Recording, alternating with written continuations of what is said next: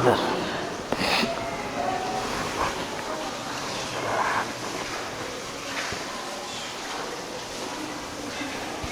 لا إله إلا الله.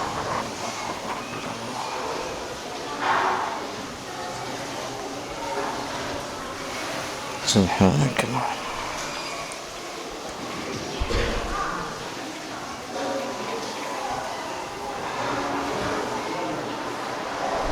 إلا ما علمتنا إنك أنت.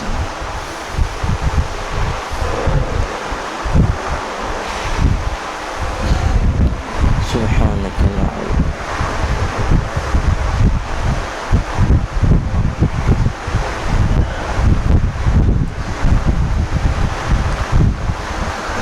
بسم الله الرحمن الرحيم. الحمد لله كفى وسلام على عباده الذين اصطفى. أما بعد، أعوذ بالله من الشيطان الرجيم. بسم الله الرحمن الرحيم.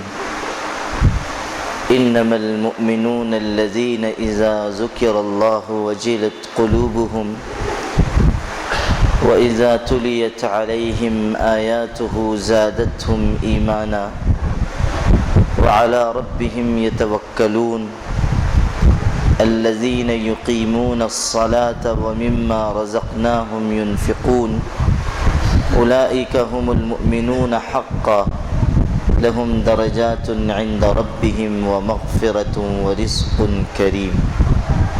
صدق الله العظيم.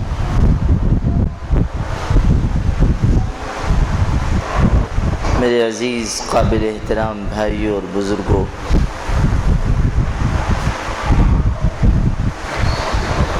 مومن اور کافر کی زندگی میں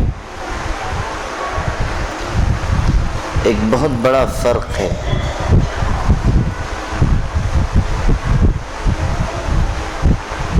جو آدمی اللہ کی ذات پر یقین رکھتا ہے اور اللہ کے پاک رسول صلی اللہ علیہ وسلم کی نبوت اور رسالت کو مانتا ہے، اس شخص کی زندگی میں، اور جو اللہ کی وحدانیت کو اور نبی کی رسالت کو نہیں مانتا، اس کی زندگی میں ایک بہت بڑا فرق ہے۔ آسان لفظ میں اگر میں سمجھاؤں تو وہ فرق یہ ہے کہ ایک مومن پابند ہو کر زندگی گزارتا ہے اور کافر کی زندگی بے لگام ہوتی ہے۔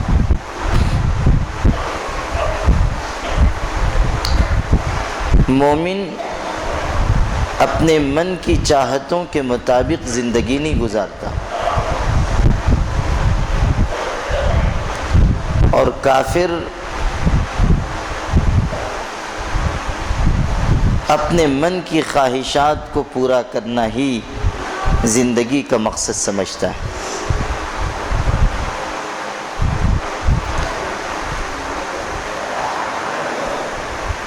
جناب نبی کریم صلی اللہ علیہ وسلم نے قیامت تک آنے والی اپنی امت کو جینے کا جو سلیقہ اور زندگی برتنے کا جو طریقہ بتایا ہے، اس کی خوبی یہی ہے کہ ہمارے پیارے آقا حضرت محمد صلی اللہ علیہ وسلم نے زندگی کے ہر حصے میں پابندی سکھائی۔ ایک کافر راستے سے گزر رہا ہے، سڑک پار کر رہا ہے، کہیں جا رہا ہے، تو وہ اس کا پابند نہیں ہے کہ وہ اپنی نگاہ کو جھکا کر رکھے، لیکن ایک مومن اگر راستے سے گزر رہا ہے تو اس کے لیے اس بات کی پابندی ہے کہ وہ اپنی نگاہ کو نیچا رکھے۔ کافر اپنے گھر میں داخل ہو رہا ہے تو وہ جس طرح چاہے گھر میں داخل ہو جائے، لیکن ایک مومن جب اپنے گھر لوٹ کر آئے گا تو وہ سلام کر کے اور اجازت لے کر اپنے گھر میں داخل ہوگا۔ یہ لفظ بھی یاد رکھنا کہ سلام بھی کرے گا اور اجازت لے کر آئے گا، یا کوئی ایسا عمل، کوئی ایسی حرکت وہ کر کے داخل ہوگا جس سے گھر والوں کو یہ احساس ہو جائے کہ گھر میں کوئی آ رہا ہے۔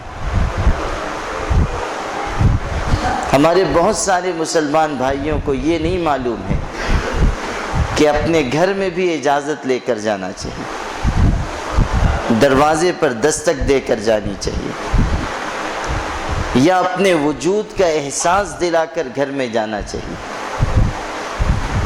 اسلام کی یہ ہدایت آج کتنے لوگوں کو معلوم ہے کہ اپنے گھر میں بھی داخلے سے پہلے اپنے آنے کا احساس دلانا ہے اور سلام کر کے داخل ہونا۔ سلام کرنے کی بھی عادت ہم لوگوں کو نہیں رہ گئی۔ کتنے ہمارے مسلمان بھائی ہیں جو گھر میں داخلے کے وقت سلام نہیں کرتے۔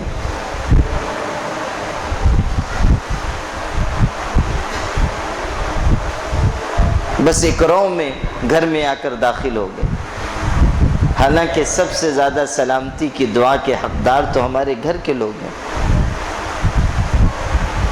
سلام کیا ہے؟ سلامتی کی دعا ہے، تو ہمارے گھر کے لوگ تو ہماری دعا کے زیادہ حقدار ہیں کہ ہم ان کے لیے اللہ سے سلامتی طلب کریں، دعا دیں۔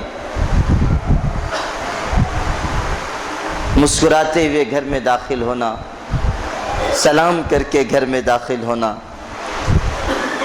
یہ سب ایک مومن کی زندگی کا حصہ ہے،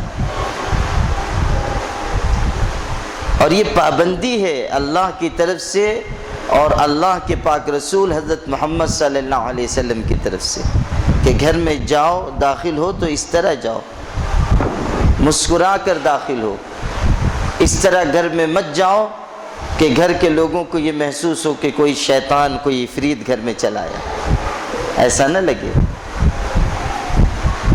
کتنی خوبصورت زندگی سکھائی تھی ہمارے آقا حضرت محمد صلی اللہ علیہ وسلم، کتنی خوبصورت زندگی سکھائی، کتنا پاکیزہ نظام دیا تھا کہ گھر میں کوئی انسان داخل ہو تو یہ محسوس ہو کہ کوئی محبت کرنے والا انسان آیا ہے، کوئی دلوں کو جیت لینے والا شخص گھر میں آیا ہے، اس کے آنے سے محبت پھیل جائے، اس کے آنے سے لوگوں کے دل خوشی سے کھل اٹھیں۔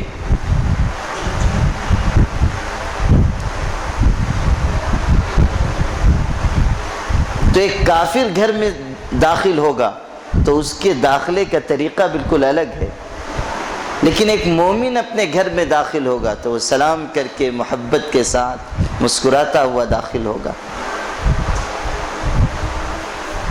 کافر راستے سے گزر رہا ہے، راستے میں کوئی تکلیف دینے والی چیز ہے، وہ اس کو نہیں ہٹا رہا ہے، لیکن ایک مومن راستے سے گزرے گا تو تکلیف دینے والی چیز کو وہ راستے سے ہٹائے گا۔ جناب نبی کریم صلی اللہ علیہ وسلم نے حدیث پاک میں اس کا تذکرہ فرمایا کہ بنی اسرائیل کے ایک شخص جب اپنے مرنے کے بعد اللہ کے دربار میں پہنچا تو اللہ تعالیٰ نے صرف اتنی بات پر اس کی مغفرت فرما دی کہ راستے میں ایک تکلیف دینے والی چیز پڑی ہوئی تھی جس کو اس نے راستے سے کنارے کر دیا، اللہ نے صرف اتنی بات پر اس کی مغفرت فرما دی۔ مومن کو یہ سکھایا گیا۔ بخاری کی حدیث میں ہے کہ الایمان بضع و سبعون شعبۃ، کہ سب ایمان کے 70 سے کچھ زیادہ شعبے ہیں، اور ایک حدیث میں ہے کہ 60 سے زیادہ کچھ شعبے ہیں۔ سب سے اعلیٰ درجے کا شعبہ ایمان کا یہ ہے، سب سے اعلیٰ درجے کا ایمان یہ ہے کہ آدمی کلمہ طیبہ لا الہ الا اللہ اپنی زبان سے پڑھے، اور سب سے نچلا درجہ ایمان کا یہ ہے کہ راستے میں پڑی ہوئی تکلیف دینے والی چیز کو ہٹا دے۔ ایمان ہے یہ۔ اس کی تعلیم ہم کو اور آپ کو اور تمام اہل ایمان کو دی ہے کہ راستے میں کوئی تکلیف دینے والی چیز ہے تو اس کو ہٹاؤ۔ میں آپ کو صرف یہ بتانا چاہ رہا ہوں کہ ایمان پابندی کے ساتھ ہے اور کفر بے لگام ہے۔ مومن زندگی کے ہر حصے میں پابند ہوگا۔ وہ اپنی دکان پر بیٹھا ہوا ہے تو وہ خیانت کے ساتھ اور بے ایمانی کے ساتھ سودا نہیں کرے گا، کسی سے مال خیانت کے ساتھ اور جھوٹ کے ساتھ نہیں بیچے گا، دھوکہ نہیں دے گا، قسم کھا کر دوسرے کو نقصان نہیں پہنچائے گا۔ جناب نبی کریم صلی اللہ علیہ وسلم مدینہ منورہ کے بازار میں تشریف لے گئے۔ آپ نگرانی فرماتے تھے، عبادتوں کی بھی نگرانی کرتے تھے اور معاملات کی بھی نگرانی فرماتے تھے۔ اللہ کے پاک رسول صلی اللہ علیہ وسلم کی یہ خاص بات تھی کہ آپ اپنے تربیت پانے والے صحابہ کی بھرپور نگرانی فرماتے تھے، کیسی وہ عبادت کر رہے ہیں، کیسی تجارت کر رہے ہیں۔ تو آپ صلی اللہ علیہ وسلم بازار میں تشریف لے گئے۔ آپ ایک اناج کی دکان کے پاس سے گزر رہے تھے تو آپ ٹھہر گئے۔ آپ صلی اللہ علیہ وسلم نے ایک گیہوں کا ایک ڈھیر دیکھا، اناج کا، غلے کا ایک ڈھیر لگا ہوا تھا۔ تو آپ صلی اللہ علیہ وسلم نے اس ڈھیر کے اندر اپنا ہاتھ ڈالا اور اندر سے کچھ گیہوں آپ نے نکالا۔ وہ گیہوں گیلا تھا، پانی میں بھیگا ہوا تھا، اوپر سے سوکھا ہے، اندر سے گیلا ہے۔ حضور صلی اللہ علیہ وسلم نے دکاندار سے کہا کہ یہ کیا ہے؟ اوپر سے تم نے سوکھا گیہوں اور اناج رکھا ہے اور اندر اناج گیلا ہے۔ تو انہوں نے معذرت کی۔ دکاندار نے کہا اللہ کے رسول صلی اللہ علیہ وسلم رات کو کچھ بارش ہو گئی تھی اور اناج بھیگ گیا، اس لیے یہ معاملہ ہے۔ تو حضور نے فرمایا کہ تم کو چاہیے تھا کہ تم گیلا اناج اوپر رکھتے۔ اور پھر آپ نے ایک جملہ ارشاد فرمایا، من غش فلیس منا، جو دھوکہ دے کر مال فروخت کرتا ہے وہ ہماری جماعت سے تعلق نہیں رکھتا۔ مسلمانوں کی جماعت میں وہ شخص نہیں ہے جو دھوکہ دے کر اپنا مال بیچتا ہے۔ یہ ایک مومن کی ذمہ داری ہے کہ وہ مال بیچے، سودا کرے، لوگوں کے ساتھ کوئی معاملہ کرے تو پوری ایمانداری کے ساتھ کرے۔ مال کمانے کے لیے وہ اس نچلی سطح پر نہ اتر جائے جو دنیا کے انسانوں کا مزاج ہے، یا جس طرح کافر سودا کرتے ہیں، جس طرح کافر اور غیر مسلم جھوٹ بولتے ہیں اور خیانت کرتے ہیں، اس طرح مسلمانوں کے لیے سودا کرنے کی اجازت نہیں۔ حضرت امام ابو حنیفہ رحمۃ اللہ علیہ جن کے مسلک پر ہم اور آپ عمل کرتے ہیں، وہ بہت بڑے تاجر تھے، دکان تھی ان کی، کپڑوں کی دکان تھی، بہت بڑی تجارت تھی، فقیر آدمی نہیں تھے۔ اللہ تعالیٰ نے ان کو علم بھی بہت دیا تھا اور مال بھی بہت دیا تھا۔ ایک دفعہ وہ اپنی دکان پر، کپڑے کی دکان پر تشریف لے گئے، مال دیکھ رہے تھے۔ انہوں نے دیکھا کہ کپڑوں کے ایک تھان میں کچھ عیب ہے، تو دکان پر جو ان کے ملازم تھا اس کو بلا کر کہا کہ دیکھو اس کپڑے کے تھان میں عیب ہے، تم جس کو بھی یہ بیچنا عیب بتا کر بیچنا، ایسا نہ ہو کہ تم داغدار کپڑا، عیب والا کپڑا بغیر بتائے ہوئے بیچ دو۔ اس نے کہا جی حضرت آپ جیسا فرمائیں گے۔ حضرت تو کہہ کر چلے آئے۔ رات کو جب وہ حساب دینے کے لیے آیا، ملازم حساب بتانے آیا، تو حضرت نے پوچھا کہ بھائی وہ داغ والا کپڑا، عیب والا کپڑا وہ بھی بک گیا؟ تو اس نے کہا کہ ہاں بک گیا۔ اچھا تم نے عیب بتا کر بیچا تھا؟ تو بس اس نے سر پہ ہاتھ رکھ لیا، کہنے لگا حضرت میں تو بھول گیا، مجھ کو بالکل یاد نہیں رہا، جلدی جلدی میں بہت گاہک آئے ہوئے تھے، میں نے وہ عیب دار کپڑا بھی بیچ دیا اور بتا نہیں پایا کہ اس میں عیب ہے۔ حضرت بہت ناراض ہوئے، امام ابو حنیفہ رحمۃ اللہ علیہ بہت ناراض ہوئے. اور جانتے ہو کیا کیا؟ حضرت امام ابو حنیفہ رحمۃ اللہ علیہ نے اس دن جتنا پیسہ دکان میں آیا تھا، جتنی آمدنی ہوئی تھی، وہ پوری آمدنی اللہ کے راستے میں صدقہ کر دی. استعمال نہیں کیا. یہ بھی نہیں کہ جتنے کا وہ کپڑا تھا بس اتنا پیسہ نکال دیں. ہم آپ ہوتے تو 100 طرح کا ہیلا بہانہ کرتے، بلکہ وہ جو ملازم عیب والا کپڑا بیچ کے آیا تھا اس کو کچھ انعام بھی دیتے. ماشاءاللہ بہت اچھا کیا تم نے، عیب والا کپڑا بھی بیچ ڈالا. اور اگر کوئی محتاط آدمی بھی ہوتا تو یہ کرتا کہ جتنا عیب والے کپڑے کی رقم تھی اتنی رقم وہ صدقہ کر دیتا. لیکن حضرت امام ابو حنیفہ تو متقیوں کے بھی امام تھے، اس لیے انہوں نے اس دن جتنی آمدنی ہوئی تھی، جتنا پیسہ دکان میں آیا تھا، وہ سب صدقہ کر دی. نہیں، ہم استعمال نہیں کر سکتے.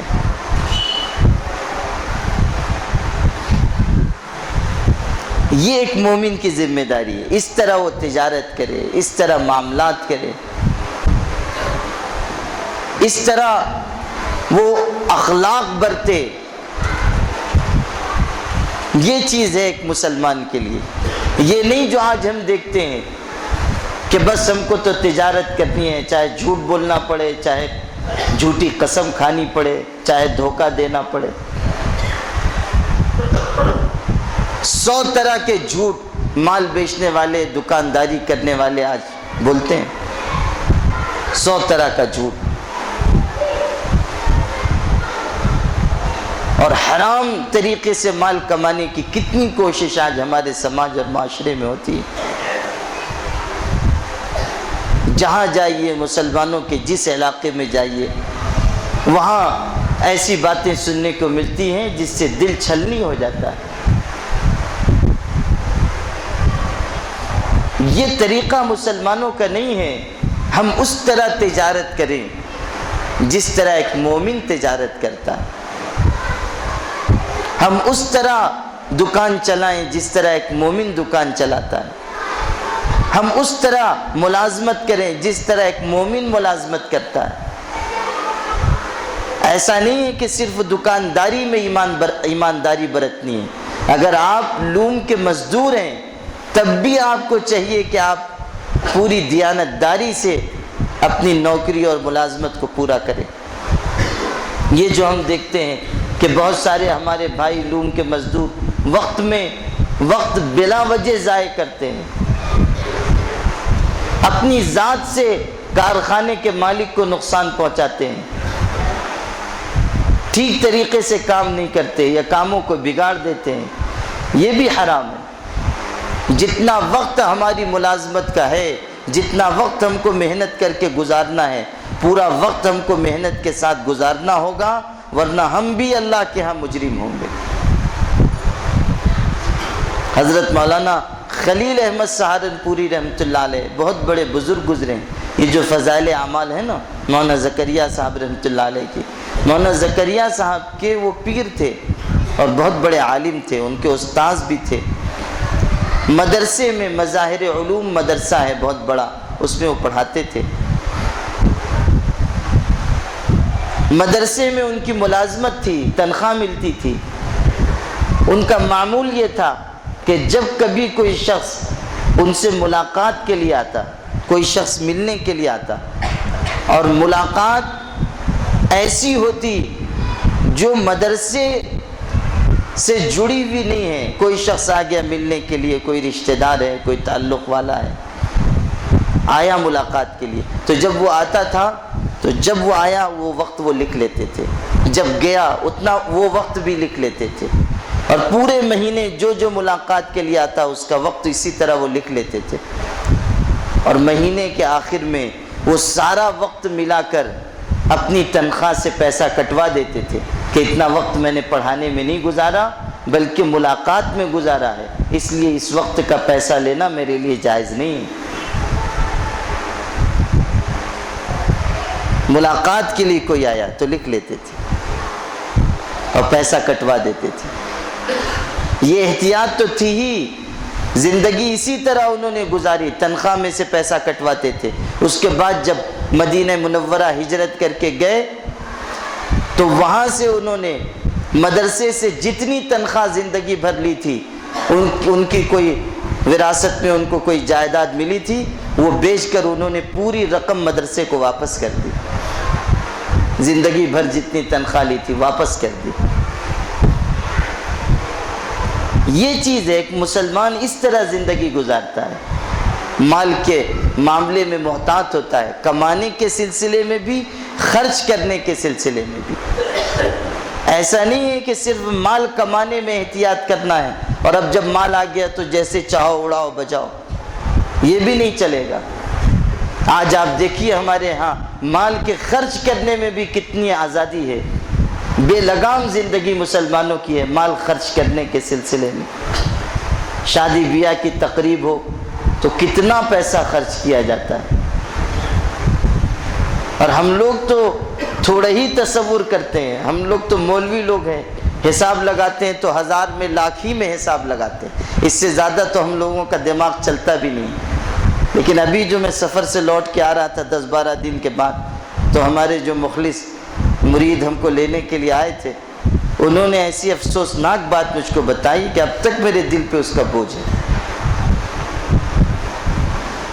4-5 دن پہلے وہ گئے تھے بمبئی ایک نکاح میں شرکت کے لیے، ایک بڑے مالدار کے ہاں، مسلمان شخص کے ہاں نکاح تھا، ان کی بچی کی شادی تھی۔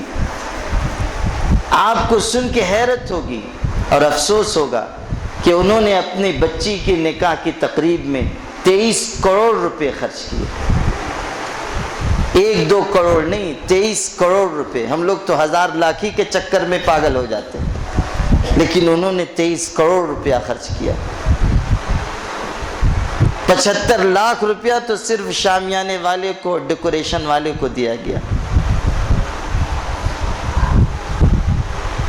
اور امریکہ کا صدر اوباما جب ہندوستان آیا تھا تو جس گاڑی پہ انہوں نے اپنی برکتیں پھیلائی تھیں، یعنی وہ چلے تھے ہندوستان میں یہاں وہاں، لڑکی کو اس کے مکان سے نکاح، جہاں نکاح ہونا تھا وہاں تک لانے کے لیے وہ گاڑی استعمال کی گئی۔ اس کے بعد ایک جگہ اتار کر وہاں سے ڈولی میں بٹھایا گیا، جو نوابوں اور راجاؤں کے ہاں ایک مزاج تھا، اس میں ڈولی میں بٹھا کر لڑکی کو لایا گیا۔ اور یہ وزیر اور وہ وزیر اور وہ وزیر، اور ماشاءاللہ جن کے ہاں دعوت نامہ بھیجا گیا، دعوت نامے کے ساتھ ساتھ کاجو بادام کے 1 کلو کا پیکٹ بھی بھیجا گیا۔ 600 روپے کا ایک کارڈ چھپایا گیا، 600 روپے کا ایک دعوت نامہ۔ بچی کو جہیز میں جو سامان دیا گیا، پوری مسحری چاندی کی بنوا کر اس شخص نے دی، اور پتہ نہیں کتنا 22 کلو 23 کلو سونا دیا گیا۔ 2 کاریں دی گئیں، 3-4 موٹر سائیکل دی گئی۔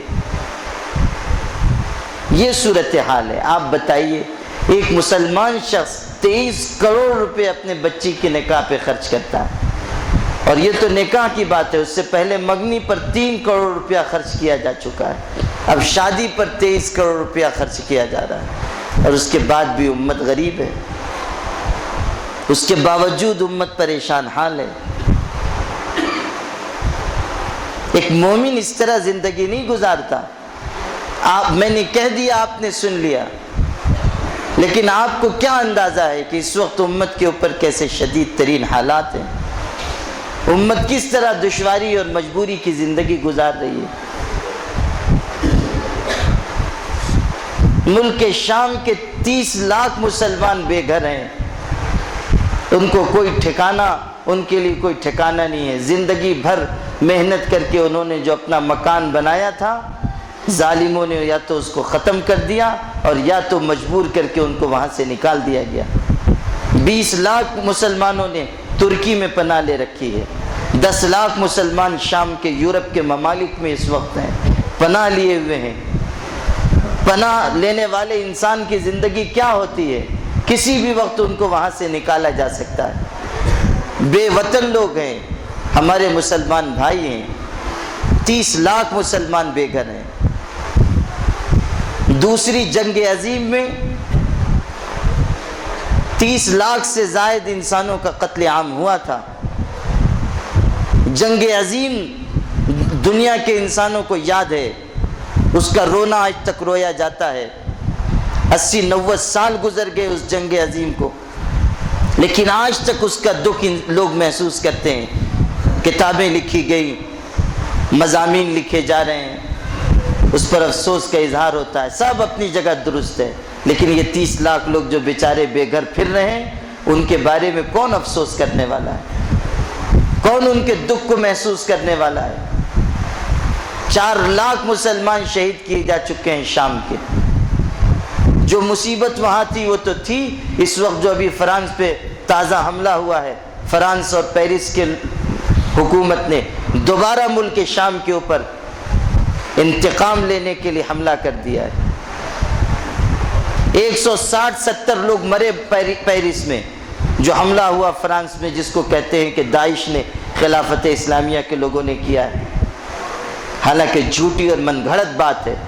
اور یہ داعش بھی کوئی خلافت اسلامیہ نہیں ہے، یہ داعش بھی انہی مردودوں کی کھڑی کی ہوئی جماعت ہے۔ اچھی طرح مسلمانوں کو سمجھ لینا چاہیے کہ خلافت اسلامیہ کے نام سے جو جماعتیں اس وقت دنیا میں برپا ہیں، وہ سب یہودیوں اور عیسائیوں کی کھڑی کی ہوئی ہیں، ان کا اسلام سے اور مسلمانوں سے کوئی تعلق نہیں۔ غلط کہتے ہیں وہ علماء اور غلط سمجھتے ہیں وہ دانشور جو یہ خیال کیے ہوئے ہیں کہ داعش پوری دنیا میں خلافت اسلامیہ کو قائم کرنا چاہتی ہے، اور جلد باز ہیں وہ لوگ جنہوں نے اس حکومت کے سربراہ کو امیر المومنین کا خطاب دے دیا۔ ایک من گھڑت چیز ہے، ایک جھوٹی چیز ہے، مسلمانوں کو نشانہ بنانے کے لیے دنیا میں اس کو اٹھایا گیا اور میڈیا کی طاقت کے ذریعے اس کو پھیلایا جا رہا ہے، اور ان کے ویڈیوز جاری کیے جا رہے ہیں، اور اسلامی سزائیں وہ نافذ کر رہے ہیں، ایسا بتایا جا رہا ہے، حالانکہ وہ ظالم لوگ ہیں، بدترین مجرم ہیں۔ بے گناہوں کو اور عورتوں اور بچوں کو قتل کرنا کون سی خلافت اسلامیہ ہے؟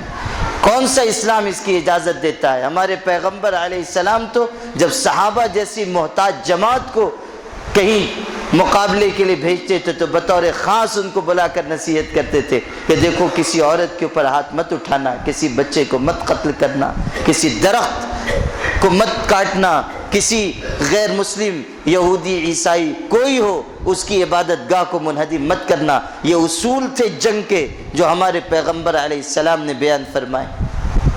اس سے زیادہ بہترین جنگ کے اصول دنیا کا کوئی بڑے سے بڑا انسان بیان نہیں کر سکا۔ حضور علیہ السلام نے یہ نصیحت فرمائی تھی، بار بار آپ کہتے تھے کسی بچے کے اوپر ہاتھ مت اٹھانا، کسی عورت کو مت قتل کرنا، کسی بوڑھے کو مت مارنا۔ اللہ اکبر! بوڑھا انسان اگر تمہارے مقابلے پر آ رہا ہو تو نظر انداز کر دینا، بوڑھے شخص کو بھی مت قتل کرنا۔ لڑنے والے ہٹے کٹے لوگوں کو جو تمہارے ساتھ زیادتی کر رہے ہیں ان کو تم مار سکتے ہو، بس یہ تو بنیادی اصول ہیں۔ تو کون سی خلافت اسلامیہ ہے جو بچوں کو اور بے گناہ انسانوں کو اور بے قصور شہریوں کو قتل کر رہی ہے؟ غلط چیزیں ہیں یہ سب، اسلام سے اور مسلمانوں سے ان کا کوئی تعلق نہیں ہے۔ میں یہ آپ کو بتانا چاہ رہا ہوں کہ یہ تو انہی لوگوں کی کھڑی کی ہوئی ایک جماعت ہے۔ 160-70 لوگوں کا قتل ہو گیا تو پوری دنیا میں ہنگامہ ہو گیا، مسلمانوں تک نے اس کے خلاف احتجاج کرنا شروع کر دیا، اور پتہ نہیں کیا ہو جاتا ہے مسلمانوں کو کہ ہم فوراً جہاں کہیں کوئی اس طرح کا واقعہ ہوا بس دہشت گردی کے خلاف ہم آواز اٹھانے لگ جاتے ہیں۔ اللہ کے بندو، دہشت گردی تو سب سے بڑی فلسطین اور شام میں ہو رہی ہے، سب سے بڑی دہشت گردی پچھلے 70 سالوں سے فلسطین کی سرزمین پر جاری ہے۔ اس دہشت گردی کے بارے میں کسی کی زبان نہیں کھلتی، خود مسلمان جماعتیں بھی، مسلمانوں کی جماعتیں بھی اس کے سلسلے میں آگے نہیں بڑھتی، اور جہاں کہیں مسلمانوں کی طرف سے مسلمانوں کے نام سے کوئی کر دے تو بس ہم علم لے کر کھڑے ہو جاتے ہیں اور ایسا ثابت کرنے کی کوشش کرتے ہیں کہ واقعی اسلام دہشت گردی کا دین ہے۔ کیا ضرورت ہم کو پڑی ہوئی ہے؟ 160-70 لوگ مارے گئے، کوئی بہت بڑی تعداد نہیں ہے۔ آپ 4 لاکھ لوگوں کو ایک طرف رکھیے اور 160 لوگوں کو ایک طرف رکھیے، کوئی تناسب ہے؟ لیکن ملک شام میں جو ننگا ناچ ناچا جا رہا ہے اس کے خلاف کوئی بولنے کے لیے تیار نہیں۔ اور مسلمانوں کی بے عقلی دیکھیے آپ کہ فرانس کے جھنڈے کو انہوں نے فوراً سوشل میڈیا کے اوپر پھیلانا شروع کر دیا، اظہار یکجہتی کے لیے، ان کے ساتھ ہمدردی کے لیے۔ واہ بھائی واہ، یہ وہی فرانس ہے جہاں پردے کے اوپر پابندی لگانے کی بدترین کوششیں کی گئی۔ یہ وہی فرانس ہے، 160-70 لوگ کیا نہیں مرے کہ وہاں کے مسلمانوں کے ساتھ ایسا ظالمانہ سلوک کیا جا رہا ہے جس کی حد نہیں ہے۔ داڑھی والے مسلمانوں کو لا لا کر سڑکوں کے اوپر بری طرح ان کو مار مار کر ان کی داڑیاں نوچی جا رہی ہیں، مسجدوں کے اوپر تالے لگوائے جا رہے ہیں، اور ہم ہیں کہ ان کی ہمدردی میں مرے جا رہے ہیں۔ کچھ تو عقل مسلمانوں کے پاس ہونی چاہیے، کچھ تو شعور مسلمانوں کے پاس ہونا چاہیے۔ یہ تو درمیان میں بات نکلی۔ میں آپ کو یہ بتا رہا تھا کہ 160-70 لوگ ابھی مرے ہیں، 1-2 حملہ ہوا ہے، فوراً پیرس والوں نے اپنے جنگی جہاز بھیج دیے جو ملک شام پر بمباری کر رہے ہیں، نام ہے خلافت اسلامیہ کو مٹانے کا، اور وہاں کے بے قصور شہری مارے جا رہے ہیں۔ شام کے بے قصور شہری ہزاروں کی تعداد میں ان کو ختم کیا جا رہا ہے۔ بری طرح بمباری ہو رہی ہے اس وقت ملک شام پر۔ ہم آپ ہیں کہ اپنی آرام گاہوں میں بیٹھے ہوئے ہیں، ہم آپ ہیں اپنی مشغولیت میں لگے ہوئے ہیں۔ آپ گزر جائیے مسلمانوں کے گلی محلوں سے، کہیں کوئی درد کی لہر نظر آتی ہے آپ کو؟ بازاروں سے گزر جائیے، آپ محسوس ہوتا ہے کہ ایک طرف مسلمان مارے جا رہے ہیں، کس طرح ان کا قتل عام ہو رہا ہے، اور دوسری طرف ہم مسلمان بالکل اطمینان سے بیٹھے ہوئے ہیں۔ جن لوگوں کو یہ اندازہ ہے کہ اس وقت امت کتنی دشواریوں کا شکار ہے، وہ اس درد کو محسوس کرتے ہیں کہ ایک طرف تو امت کے اوپر یہ حالات ہیں اور دوسری طرف ہم اپنی شادی بیاہ کی تقریبات میں کروڑوں روپے خرچ کر رہے ہیں۔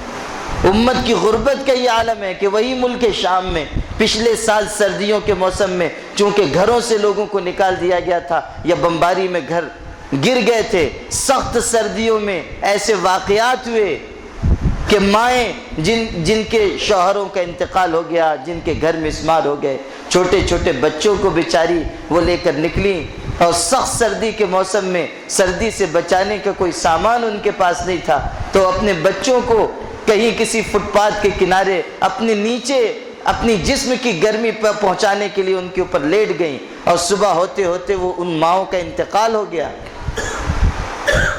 بچے بھی مر گئے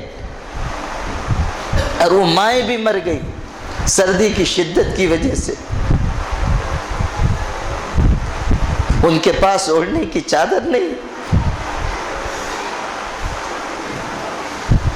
اور ہماری حالت یہ ہے کہ 23 کروڑ روپے ہمارے یہاں شادی میں خرچ ہوتے۔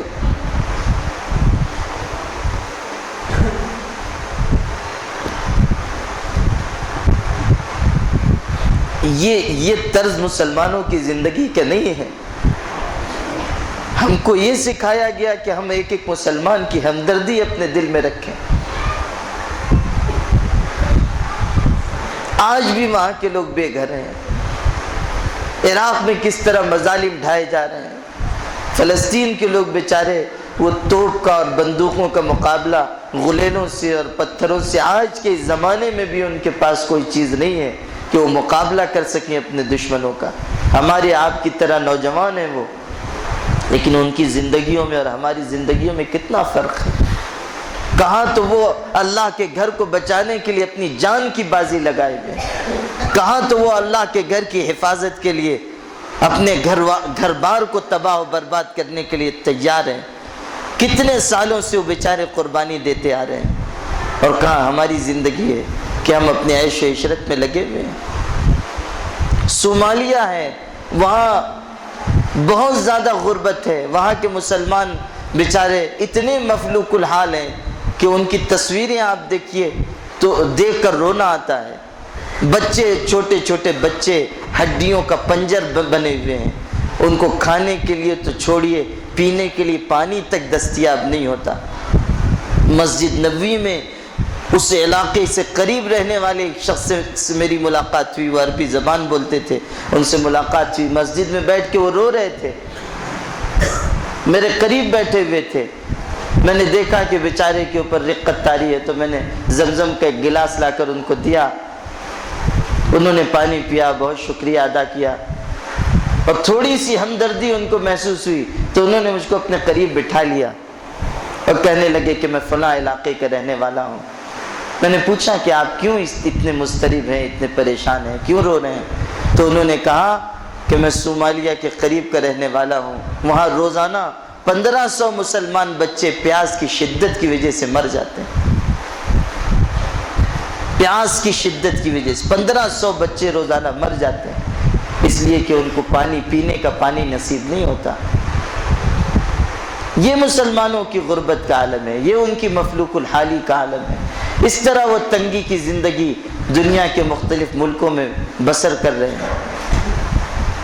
اللہ کے پاک رسول صلی اللہ علیہ وسلم نے یہ سکھایا تھا کہ دیکھو، اگر اللہ تعالیٰ تم کو وسعت دے، اگر اللہ تعالیٰ تم کو کشادگی عطا کرے، تمہارے مال میں دوسروں کا حصہ ہے، مال اچھی طرح کمانے کی عادت ڈالو اور اللہ کے راستے میں مال خرچ کرو، اپنی چاہت کے مطابق مال کو فضول نہ برباد کرو۔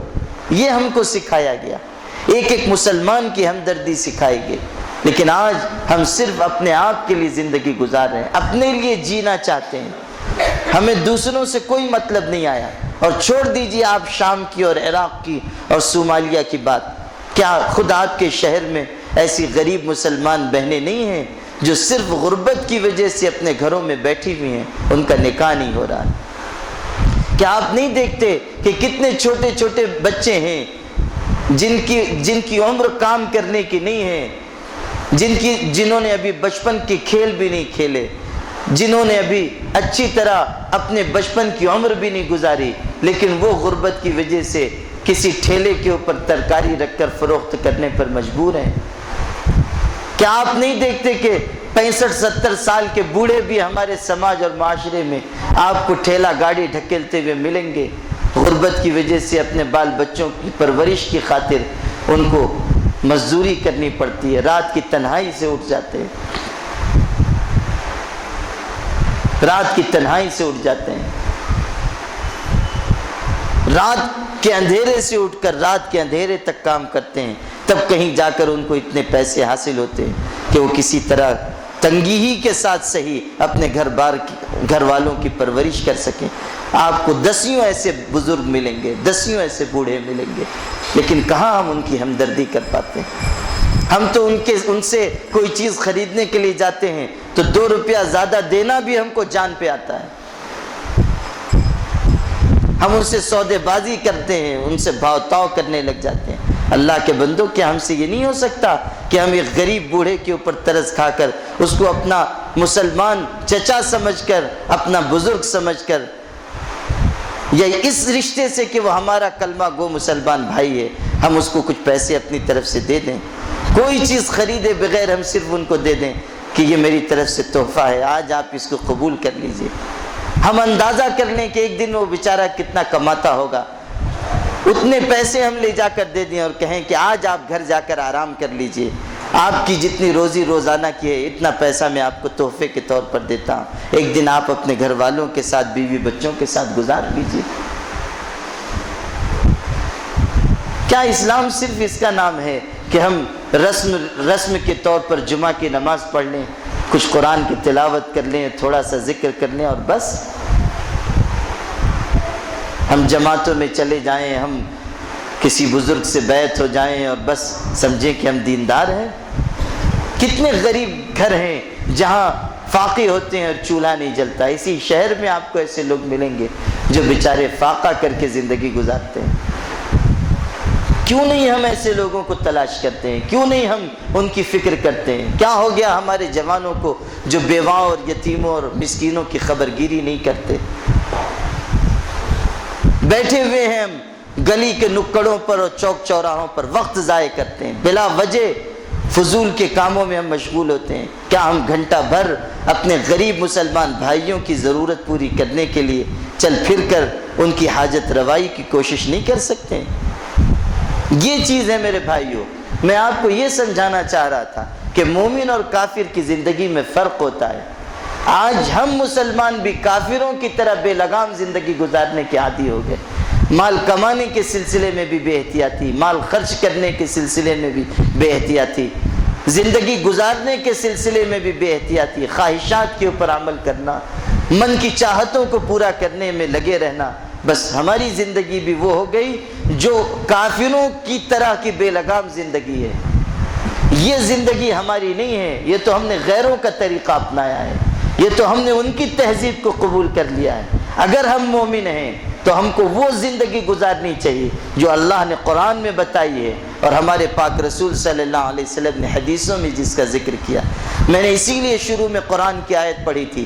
اللہ تعالیٰ نے بتایا کہ مومن کون ہیں، پابندیوں کا ذکر کیا کہ دیکھو مومن وہ ہیں جو قرآن کی تلاوت کرتے ہیں، جو اللہ کا ذکر کرتے ہیں، اللہ کی یاد آئے تو کانپنے لگ جاتے ہیں، رونے لگ جاتے ہیں.